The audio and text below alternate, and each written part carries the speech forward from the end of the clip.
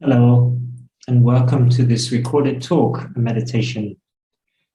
My name is Giel Luichjes. I'm a trainer both at the Psychosynthesis Trust in London and at the Psychosynthesis Academy in Sweden, and I work as a psychotherapist in the Netherlands.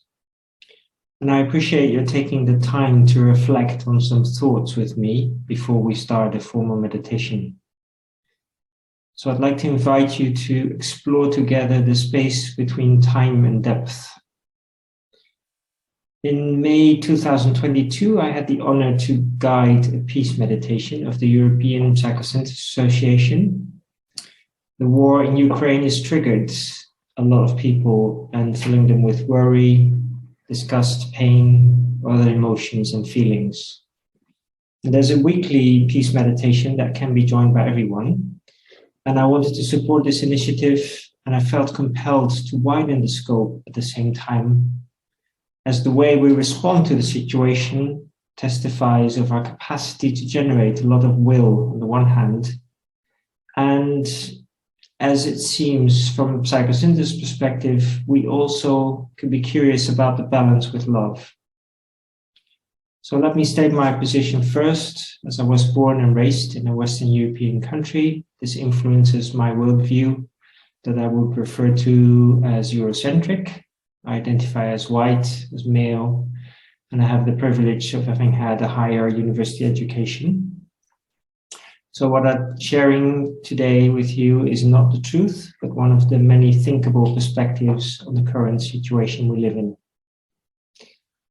So firstly, as an introduction to the reflection on this meditation later, I'd like to remind us of what a contemporary and colleague of Jolie, Carl Jung, wrote about the spirit of the times and the spirits of the depths that we all carry in us. As I think this bears relevance in the time that we live in, at least how I look at this. So as for this, I was inspired when I read Kay Tempest's book on connection. Tempest explores the human condition and connection, both relevant in these times of separation and conflict in many places, in many ways. Kay Tempest explains Jung's concepts as follows. In the Red Book, Jung explores at length this idea that a person is governed by two spirits, the spirit of the times and the spirit of the depths. This idea chimed me with so resolutely that it became a crucial part of my understanding of the human condition, Tempest writes. In reading of it, the spirit of the times is the part of you that is preoccupied with ordering your life into a narrative that you can stomach, the part of you that is concerned with current issues, current trends, and that's the pursuits of the day. The part of you that urges to achieve a particular set of goals. And then later on, they write, the spirit of the depths is the ancient part of you, the part of you that responds to the invisible world, the part that makes no sense and speaks in heavy symbols, your madness, your dreams, your visions. The spirit of the depths communicated through archetypes, masks, animal shapes. It is drawn to nature and wildness. The spirit of the depths is not satisfied when you obtain the things the spirit of the times told you what you needed in order to live a satisfying life. This is end of quoting Tempest. And then to quote Jung, following on to this, the spirit of the depths sees the soul as a living and self-existing being. And with this, he contradicts the spirit of this time for whom the soul is a thing dependent on man, which lets himself be judged and arranged, and whose circumference we can grasp. I had to accept what I had previously called my soul was not at all my soul, but a dead system. And quoting Jung here. So how I understand these readings is that from having more spirits that have different needs, that those needs do not always go so well together. One, the spirit of the times, might want to have clarity and uses judgment in order to feel safe. And another mind, the spirit of the depth, is curious, it's open, it wants to be exploring and tries to understand the world in which it lives and to connect to that world, be it not always in the way that we can understand with our rational mind in the moment or ever at all. So I'd like to bring this non-dualistic approach in, as it is one of the principles, as we can say, of psychosynthesis as a philosophy when we go into this meditation later on. And that also leads to, in my view, a sad truth that we only know peace through conflict, through previous wars, like the light cannot exist without the existence of darkness. As I personally worry about all splitting processes taking place in the world, I hope the space in the following meditation is for all of us an entrance to reflect on how we can see that we need both of the spirits to both create our safety and our imaginary capacity to relate to conflict, to relate to pain, to death, to loss, and much more. Quoting Jung again, speak then of sick delusion when the spirit of the depths can no longer stay down and forces a man to speak in tongues instead of in human speech, and makes him believe that he himself is the spirit of the depths. But also speak of sick delusion when the spirit of this time does not leave a man and forces him to see only the surface, to deny the spirit of the depths, and to take himself for the spirit of the times. So the spirit of this time is ungodly, the spirit of the depths is ungodly, balance is godly. And later on, Jung writes, he whose desire turns away from outer things reaches the place of the soul. If he does not find the soul, the horror of emptiness will overcome him, and fear will drive him with a ship lashing time and again in a desperate endeavor and a blind desire for the hollow things of the world. He becomes a fool through his endless desire and forgets the way of his soul, never to find her again. He will run after things and seize hold of them, but he will not find his soul, since he would find her only in himself. End quote of Jung. So it's challenging and even hard, if you consider the consequence to draw from this, that is that if we find ourselves in pain, in injustice, in situations of death, conflict, hardship, to not want anything else for it than to stop. However, if we put ourselves at risk in that moment to subject ourselves to the spirit of the times that wants concrete outcomes, and with that, it is a desire that can either be fulfilled or not. Our mind becomes fixed on one outcome only, with that losing the soulfulness of our existence, and I think our access to our capacity to respond to that situation with creativity, as the circumstances that we want to change might not be under our influence at all, yet we might attach a lot of meaning to it, to its outcome, even making ourselves dependent on this outcome. But we have no influence over it, mostly.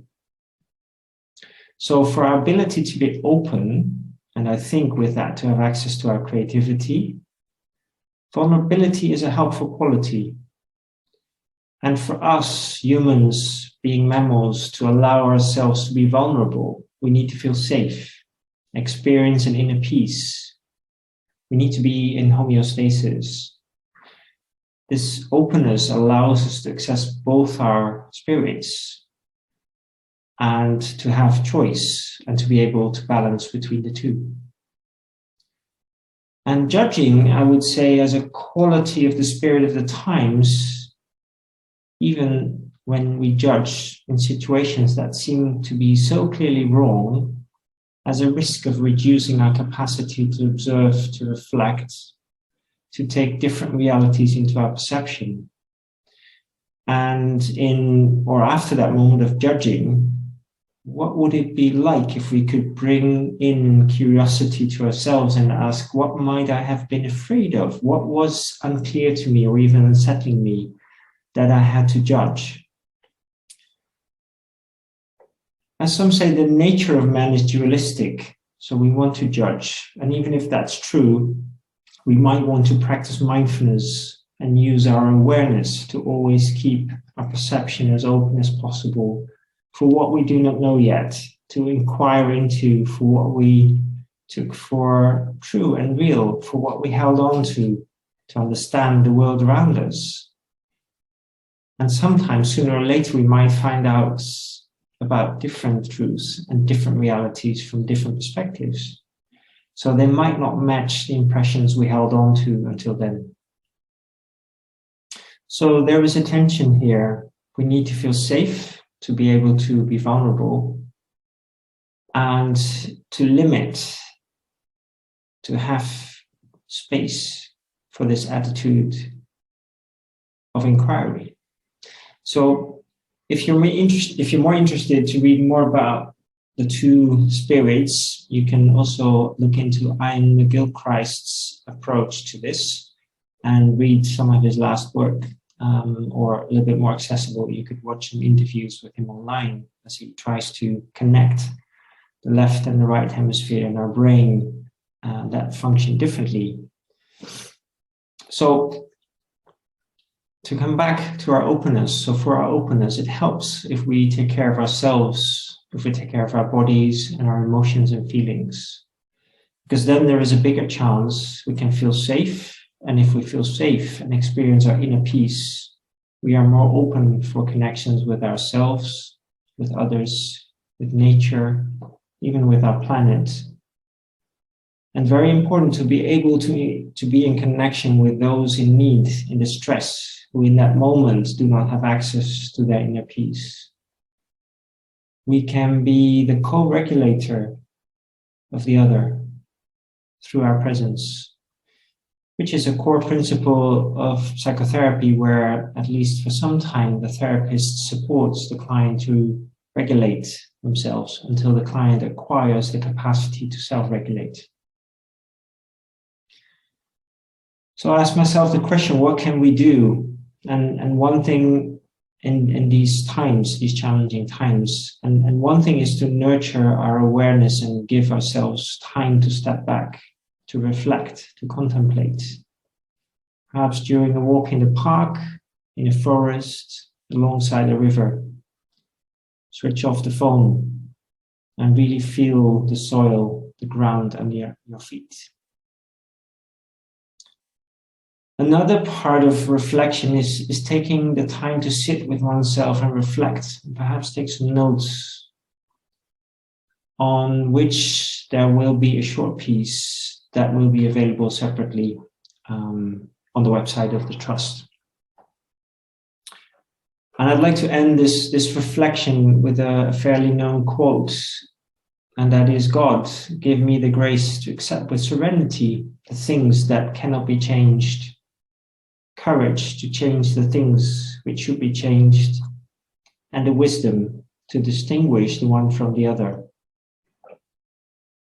God, give me the strength so I may clearly see.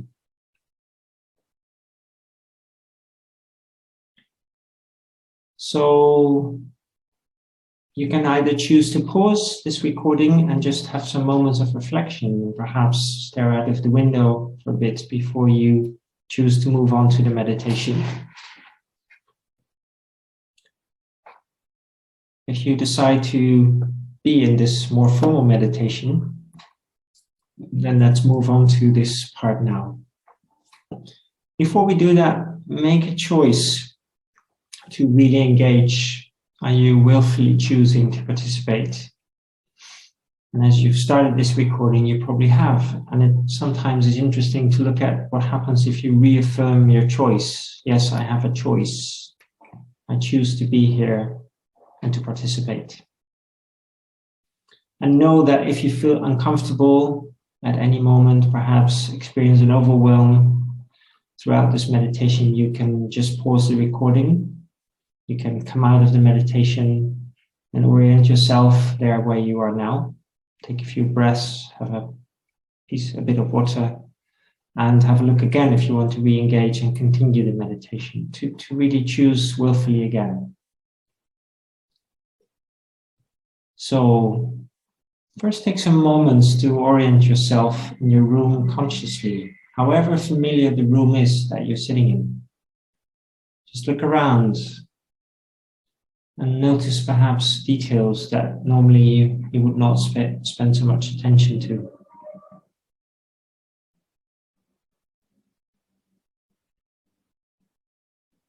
And then take a few breaths and have a look again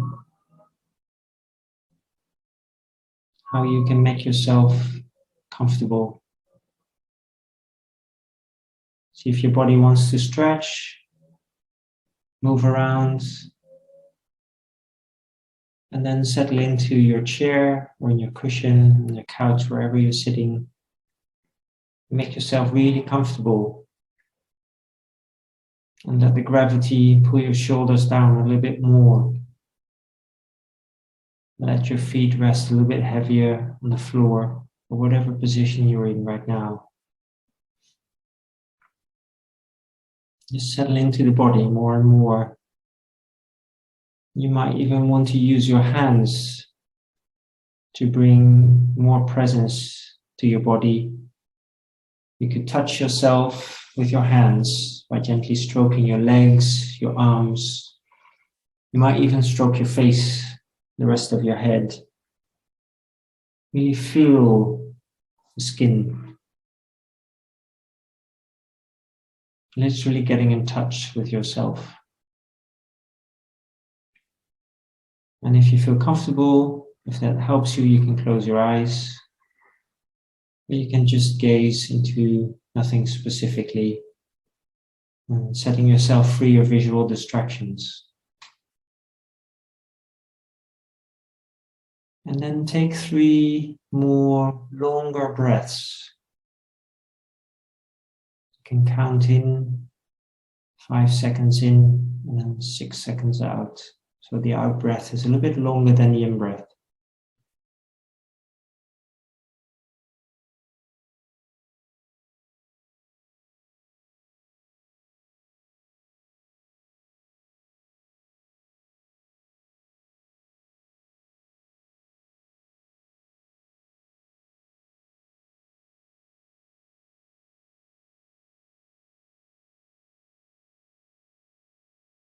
Now take a few moments to reflect on the experience of, as we call it in psychosynthesis, the I, the process of I inside yourself. Connect to the still place inside you that is observing, that is present. It's like a candle that's always burning inside you up until your last breath. You could breathe out this candle. And perhaps use the image of the flame of the candle, if it speaks to you, to stay present. And feel in your body when you connect to this inner silence. Where do you experience that in the body?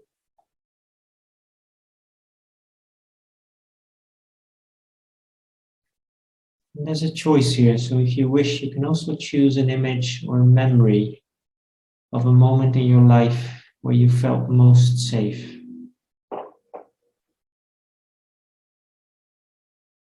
So you can choose an image or a memory of feeling safe, And then let that image become clear to you, really connect to it. Notice what feelings are relating to that memory, to that moment in your life, where you felt really safe.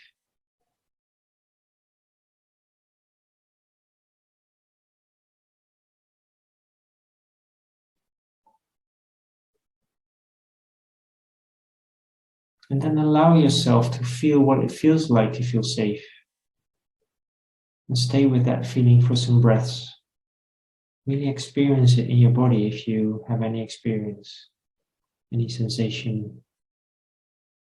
How does your body respond to yourself feeling safe or connecting to a memory of a moment in your life, an image, feeling of safety?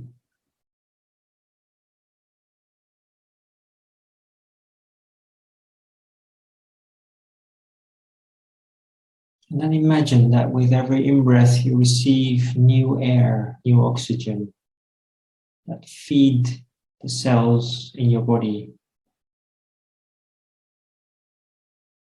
Imagine the oxygen spreading through your body and feel what it feels like to receive nurturing, to get in touch with your aliveness. And notice how that might support your experience of your inner peace.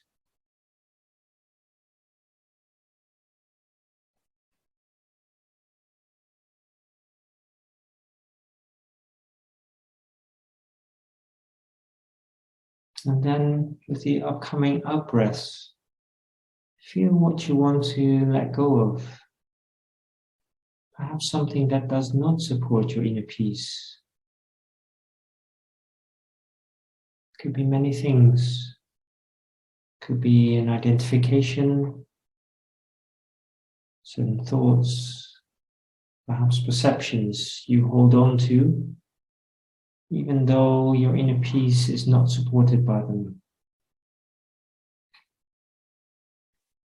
Could be, for example, worry that you have, although you have no influence over the outcome of what you worried about. So if you will be willing to support your inner peace, are you willing to let go?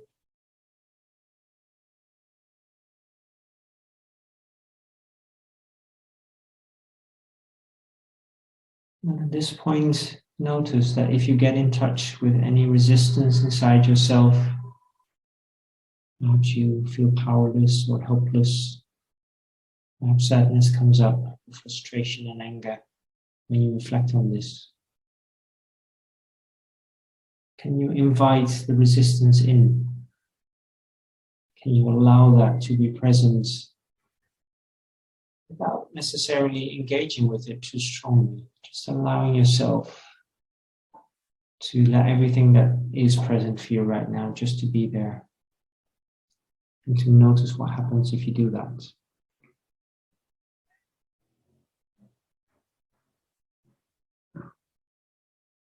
And then I'd like to invite you to reconnect to the flame of the candle inside you, or the image or feeling that relates to you feeling safe.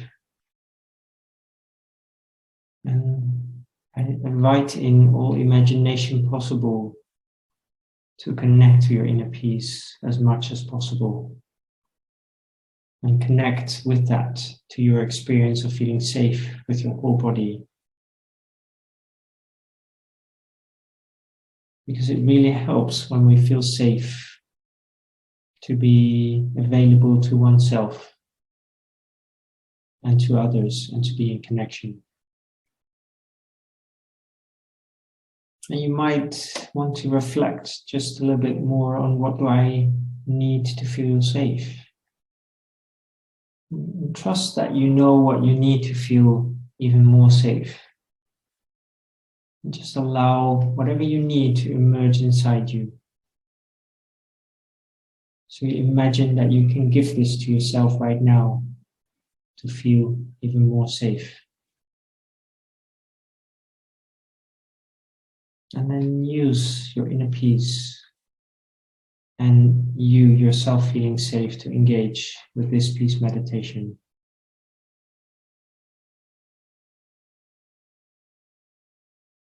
So I'd like to invite you now to expand your inquiry and ask yourself, what do I need to open my heart?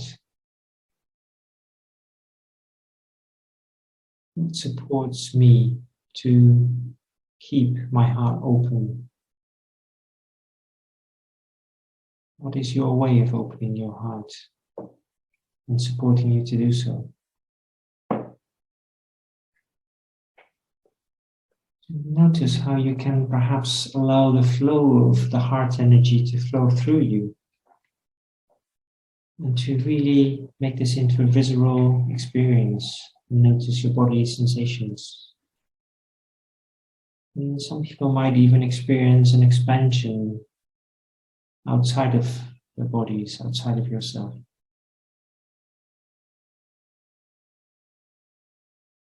So however the experience is for you, don't force it, just invite it in. Now notice how you experience this in your body, what feelings come up and what you are aware of. Stay with this and allow the heart energy to flow through you.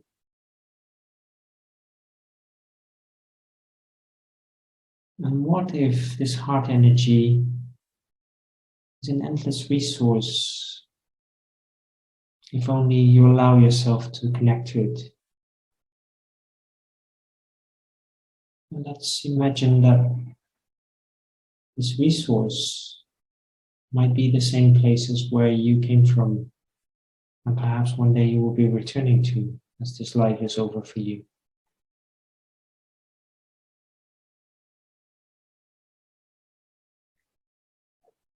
We could refer to this as eros, as our aliveness. And when your mind wanders, drifts away, see how you can gently guide yourself back to the energy of your heart. As it is this heart, your heart, that is alive, that wants to live. It's beating, however the circumstances are, simply as it wants to live, and it supports your aliveness. And it's like the breath, it's a faithful companion in your life. Your heart, the beating of your heart is a reminder of your aliveness.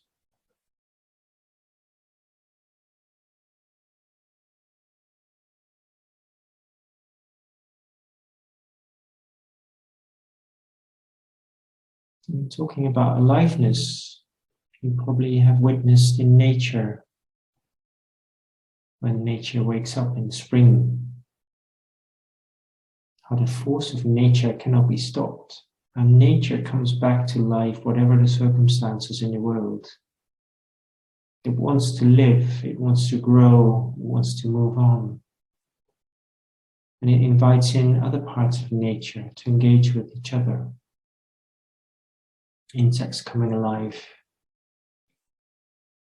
It's like us humans, we want to live. And perhaps deep inside, we want to transform and engage with each other most of the times. So imagine how this intrinsic force of nature is always present. Imagine that force vividly inside yourself as well. And realize that we are nature too. So whatever we do, whatever happens, we want to live.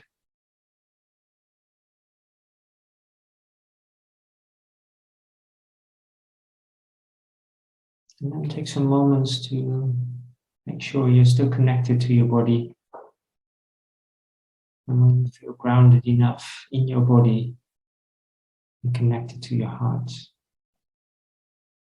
notice how safe you feel right now in your room, in your town, in your country.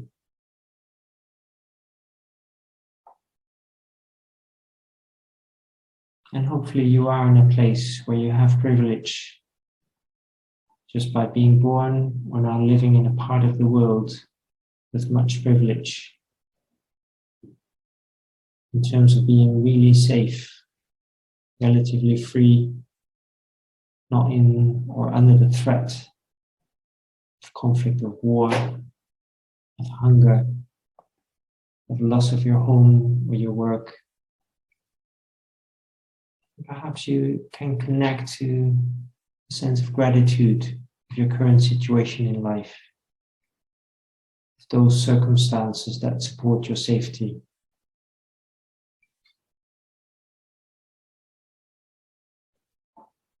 And even when there might be other issues in your life, like a health situation or relationship issues or other challenging transitions, connect to all that is there that supports your being alive and being safe in this world right now.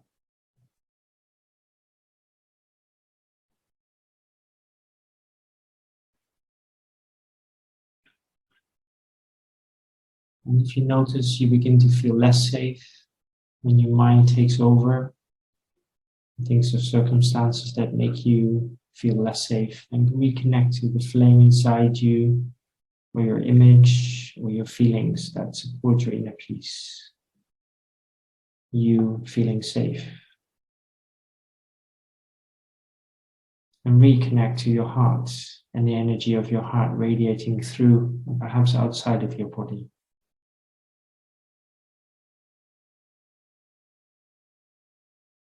I'd like to invite you to stay with this practice for a few moments, to really and only connect to your heart's energy,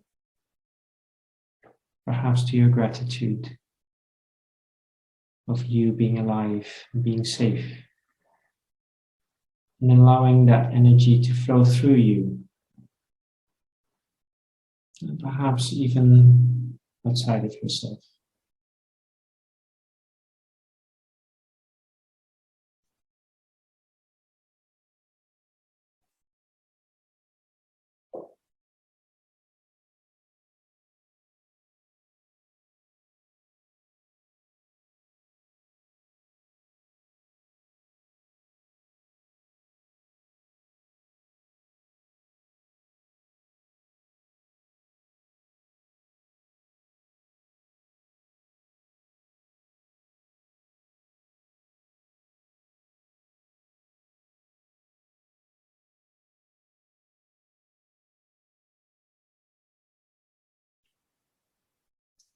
And perhaps you're willing to think of people physically near you, people or other living beings you live with in your house.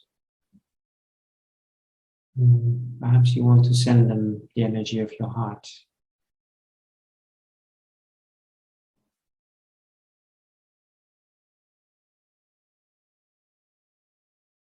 And think of the people that live in your street. And see if you can include those people that you do not know, or you might not even be so fond of. All these people have a heart and want to live in peace.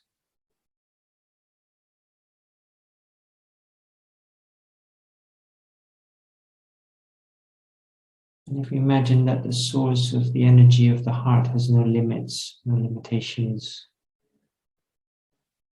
doesn't get exempt, it cannot be wasted.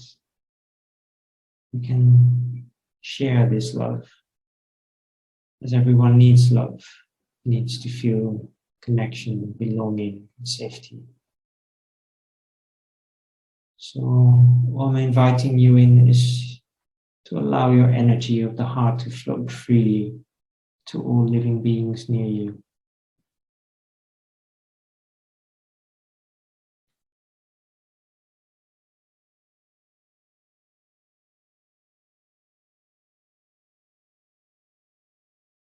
And then if you're willing, imagine being able to send the energy of your heart to all people who live in unsafety at this moment. Of course, we can think of those people surviving in war zones in Europe, in Africa, in the Middle East, the Far East, in Asia. everywhere where people might feel unsafe. They might have even been born in unsafety and have lived in unsafety their whole life. Imagine that you let your heart energy flow to them. They can all benefit to be met in the energy of the heart, in peace, the sense of belonging and feeling safe. And what you can do is let it flow, to allow it to emerge inside yourself, to let it radiate. Also imagine that as you're doing this right now, others might be doing this at the same time. So just imagine an even much bigger flow of heart energy reaching all living beings who live in unsafety.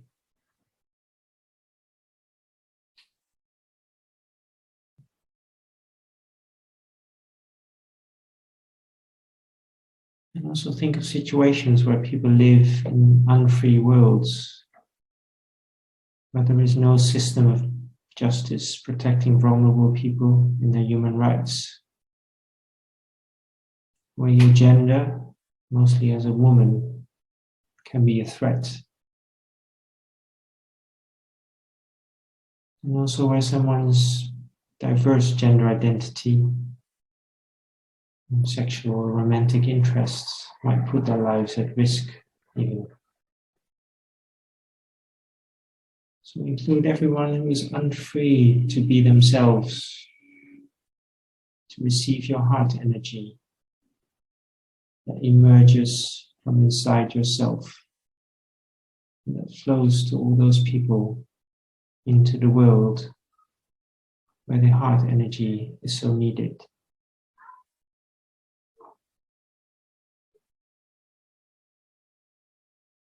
Of course, you probably will not know most of them, so just think of all people having a heart,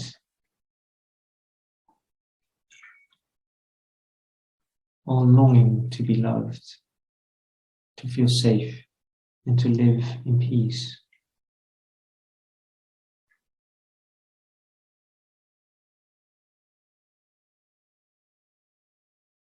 And see if you can manage, you can allow to keep the flow of this heart energy going for those whose liberty has been taken away because of war or under circumstances where they have had no fair trial.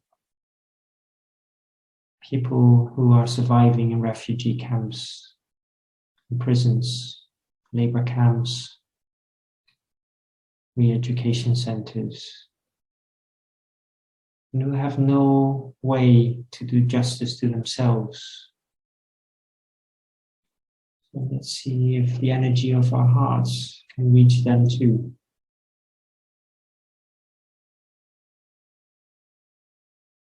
And each time stay connected to yourself, stay connected to the energy that emerges inside yourself from the heart.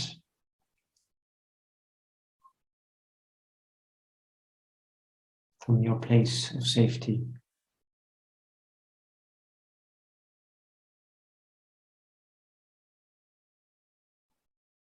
And then bring in mind the people who cannot live according to their heritage, their body or mental ableness, the skin color, the way they look, their belief systems, including their religion. They might be oppressed only because of who they are or where they were born.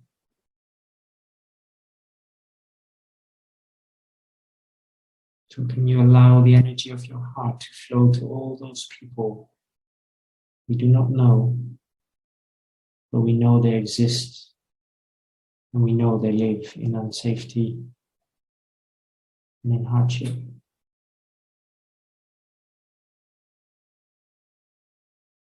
So are you willing to share your inner peace through your heart to those that need it.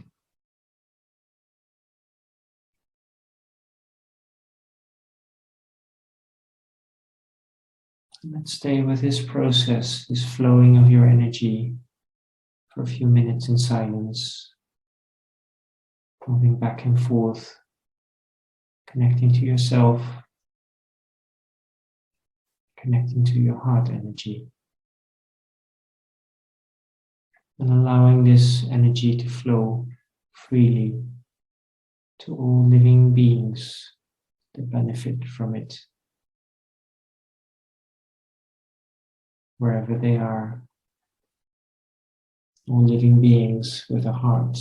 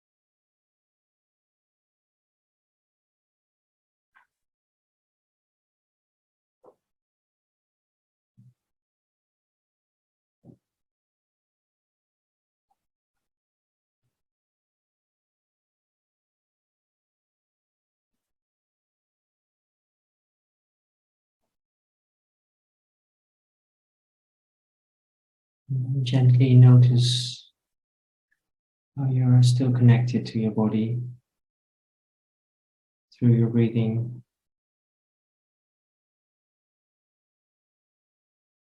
Noticing your body, however and wherever you're sitting, how the structure of your body is still intact, keeping you upright.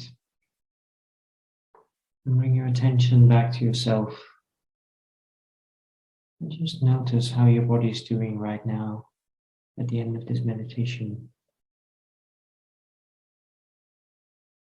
And also, how are you feeling right now?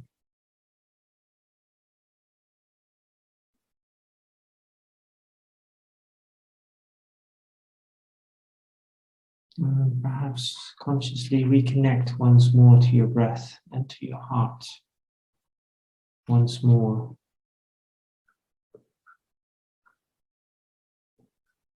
And notice what this experience is like for you right now.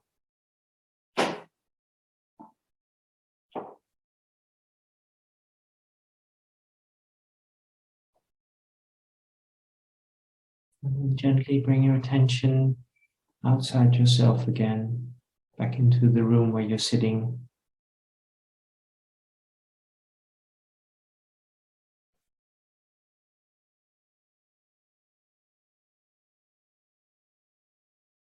And if you have the possibility, just stare out of the window to the outside world.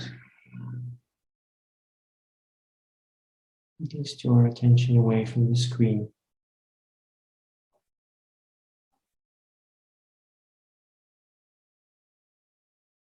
And just be aware of your presence in the here and now.